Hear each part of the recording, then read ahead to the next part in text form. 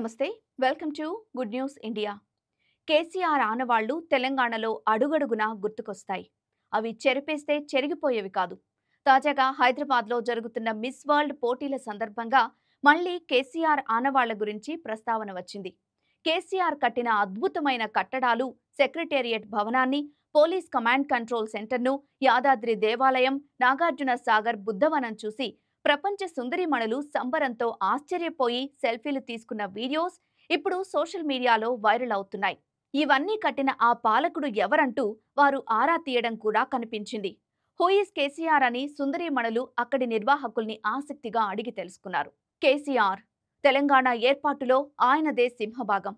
తెలంగాణ ఏర్పడ్డ తరువాత ముఖ్యమంత్రిగా కేసీఆర్ చేసిన కృషి ఎన్నో మంచి ఫలితాలను ఇచ్చిందనే అభిప్రాయాలు తెలంగాణ ప్రజల్లో బలంగా ఉన్నాయి. అయితే గత ఎన్నికల్లో బీఆర్ఎస్ ఓడిపోయినా ఇప్పటికీ కేసీఆర్ అంటే తెలంగాణ, తెలంగాణ అంటే కేసీఆర్ అనే భావన మెజారిటీ జనాల్లో ఉండిపోయింది.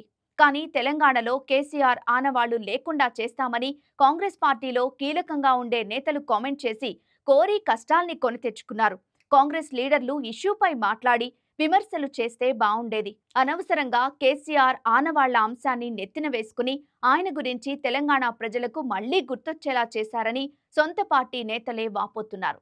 కేసీఆర్ పేరు చెబితే ఇప్పుడున్న సచివాలయం, అమరవీరుల స్తూపం, అంబేద్కర్ విగ్రహం, హైదరాబాద్లో రోడ్ల అభివృద్ధి, జిల్లాల్లో కలెక్టర్లు, Kaleshwaram project, mission Bhagiratha, mission Kakatiya, Rythu Bandhu, రైతు బీమా, వ్యవసాయానికి ఉచిత కరెంట్, ఇలా ఎన్నో పథకాలు గుర్తొస్తాయి. అన్నింటికీ మించి కేసీఆర్ తెలంగాణ రాష్ట్రాన్ని సాధించాడనే ఘనత గుర్తొస్తుంది. కానీ మహిళలకు ఫ్రీ బస్సు మినహా కాంగ్రెస్ పేరు చెబితే ఇంకేం గుర్తుకు రావు అనే అభిప్రాయాలు ఉన్నాయి.